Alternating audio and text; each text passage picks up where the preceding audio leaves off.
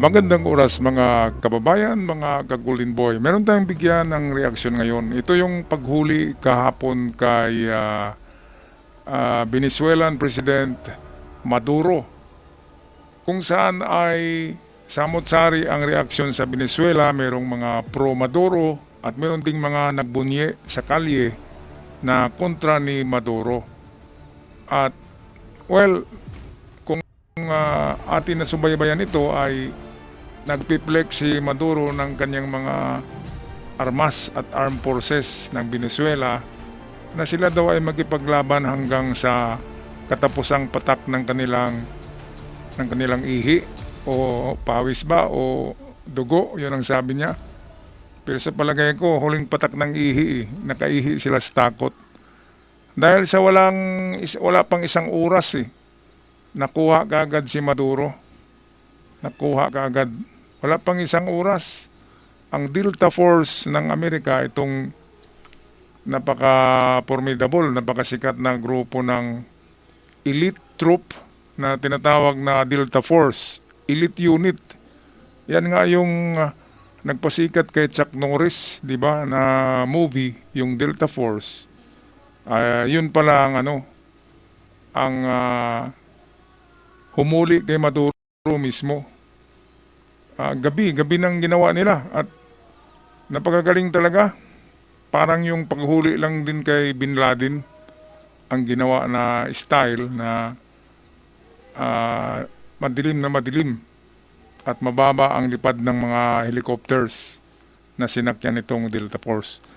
Walang hindi maganda dito para sa mga Venezuelan ay si Donald Trump na ngayon o ang Amerika ang magpapatakbo sa bansa ng Venezuela habang naghanap pa sila ng tamang papalit kay Maduro na of course pro-US, hindi pro-Maduro. Kasi yung Vice President ni Maduro, walang kwenta yun kasi yun ay loyal din kay Maduro. Kaya hanap pa sila Donald Trump ng isang pro-American or pro-democracy na ipapalit kay Maduro sa kanila bitiwan itong Venezuela, which is pinatakbo ng diktador at hindi lang diktador, isang narco-politician na si Maduro. Nagpayaman lang si Maduro ng kanyang sarili. Kaya hindi natin alam, baka babayaran ni Maduro ang kanyang kasalanan sa Amerika. Ngayon ito na, nililitis na siya. Makikita natin dito, nasa kulungan na, dinala na sa kulungan at binasahan na ng kanyang mga kasalanan. Panoorin natin ang video.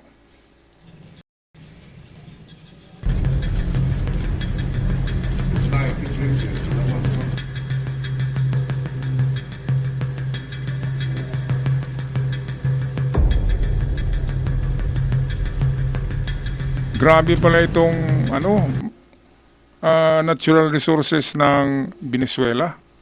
Kaya nga sabi ng iba ay baka ang target ni Trump ay yung oil reserves ng Venezuela. At meron din palang malalaking mina diyan ng ginto. Ganon pa man, ang unang target talaga ni Trump ay matigil itong pagbebenta o paghatid ng Venezuela ng barko-barkong drugs sa Amerika. Kasi bawat barko daw ay na drugs ay 25,000 kabuhay ang kapalit sa Amerika. Nababaliw, napaparaning. Yan ang produkto ng druga, nagiging mga zombie. At alam nyo ba na ang mga sangkap na ginawa ng mga druga na yan ng Venezuela ay galing sa China. Lalo na yung fentanyl nila, di ba? Kahit nga sa Pilipinas, ang sangkap ng paggawa ng shabu ay galing pa rin sa China. Kasi nga sila doon, expert sa paggawa niyan.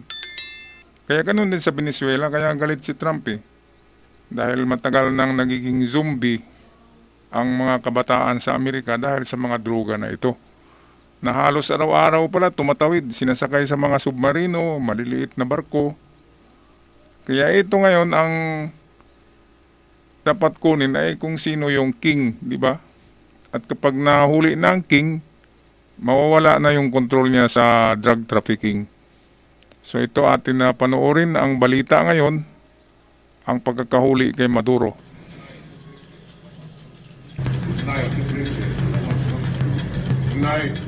Happy New Year daw eh. Ayan. Tapang-tapang mo kasi. Noon tapang mo, ngayon iyakin ka ngayon. We're going to run the country until such time as we can do a safe, proper, and judicious transition. So we don't want to be involved with having somebody else get in, and we have the same situation that we had for the last long period of years. So we are going to run the country until such time as we can do a safe, proper, and Ayan, judicious. so kailangan talaga ng Transition. proper transition diyan. Eh kung gawin kaya ni Donald Trump sa Pilipinas yan, no, para mawala na yung mga buhaya dito, ay kontrolin niya muna ang Pilipinas. At saka kung makakuha ng talagang malinis na politiko, ay saka ibigay sa Pilipinas muli ang independence. Eh, parang hindi pwede, di ba? Mga kababayan, kailangan diyan plebisito, hindi dahas. Pero sa Venezuela, meron talagang rason si Trump kung bakit atakihin niya ang Venezuela. Pero hindi naman buong Venezuela, di ba? Pinipili lang yung arm depot, yung lalagyan ng mga armas, yun lang ang tinera. Tsaka doon sa Capitol ng Venezuela, kung nasaan nandun si Maduro, ay yun din yung pinuntirya ng Elite Delta Force ng Amerika. Kaya itong mga bansa na gustong magipagdigma sa Amerika ay nakuwala sa kalingkingan yan.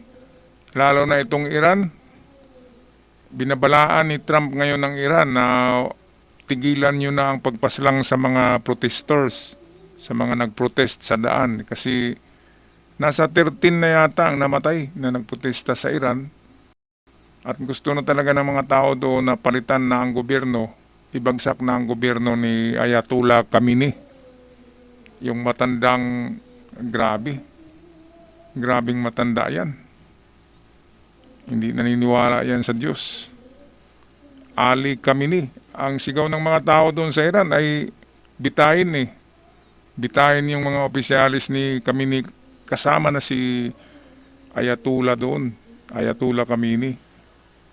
Grabe ang kasalanan ng ng regime na yan sa Iran, di ba? Yung mga babae pinapatay noon, di ba? Yung mga babaeng nagtanggal ng hijab.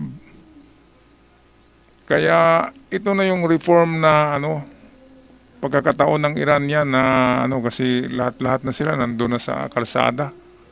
Dahil nga ang rason dyan sa tinding galit ng mga Iranian ay yung $1, ang value ng $1 ngayon sa Iran sa kanilang real ay 1.3 million ang isang dolyar. Di ba saan ba kayo makakita niyan? World Guinness Book of Records yan eh. Sa Pilipinas, 1:58, di ba? Pero sa kanila, 1:1.3 million ang dolyar. Kaya mga tao naglabasan kaagad. Gutom ng mga tao doon ang mamahal ng bibilhin. Lalo na kapag imported, kapag dolyar, walang mainom na tubig kasi walang dam. Umiinom na lang sa kanal yung mga tao. Ang mahal-mahal ng tubig doon. Mas mahal pa sa gasolina dahil nga imported.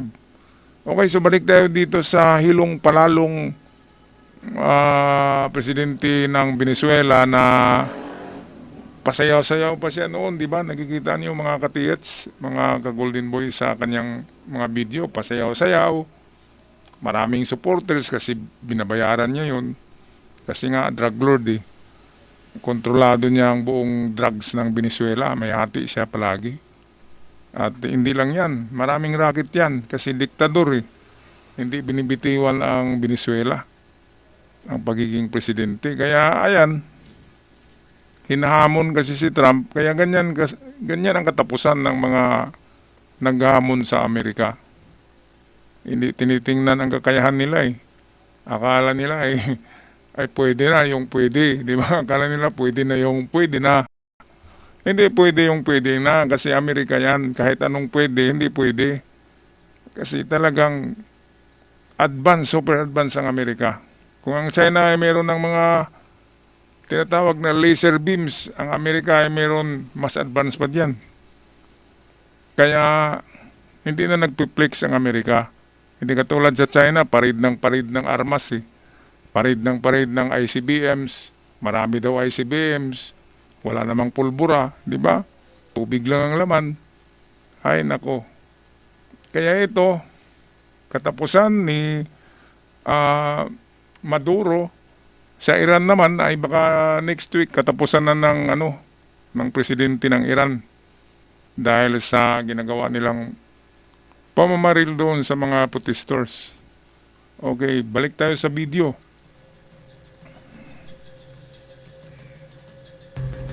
So ito yung rason kung bakit kailangan daw ng Amerika makuha ang Venezuela dahil nga sa merong napakalaking oil reserve ang Venezuela. So meron daw yan 200 billion barrels na makukuha dyan. Kaya daw tinitik over ng Amerika. Pwede rin. Kasi ang Amerika, grabe pala pag gumastos siya grabe pala ang consumption ng gas or ng oil sa Amerika. Kaya kailangan nila ng mapagkunan. Kaya ito yung isa, di ba? Sabi ko, ang Amerika naghahanap lang yan ng rason kung bakit sila aatake sa isang bansa. Kung kinakalaban mo ang Amerika tapos meron kang maraming ginto, ay talagang titirahin ka ng Amerika. Makuha yung ginto mo. Ngayon si Maduro ay merong droga at merong oil reserve, merong pangginto. Pinaghanapan lang siya ng kanyang kasalanan eh.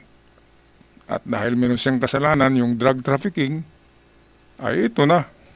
Dumating na yung sinabi ko na titirahin ka talaga kapag may makuha ang Amerika na maganda.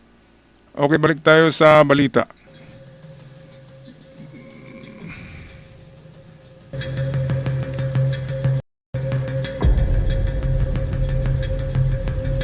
Grabe pa lang Amerika sa consumption ng crudo, no, ng gas. 20 million barrels a day. Grabe. 20 million barrels. Grabe naman. Buong Amerika eh. Kasi lahat ng tao may sasakyan. At hindi lang yan. Palaging nagpatrolya sa WPS ang Indo-Pacific Fleet eh.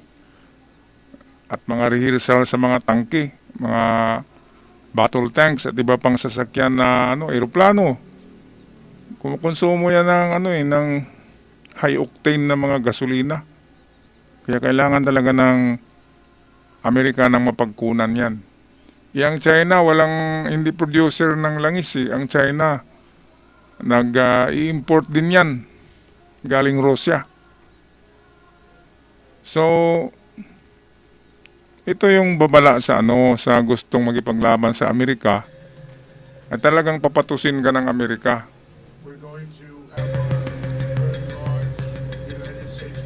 We're going to have our very large United States oil companies, the biggest anywhere in the world, go in, spend billions of dollars, fix the badly broken infrastructure, the oil infrastructure. Okay, so ito na And nga start ang making money gagawin pala ni for the Donald Trump. country. Natamaan yata yung gas or oil refinery doon dahil i-repair daw eh.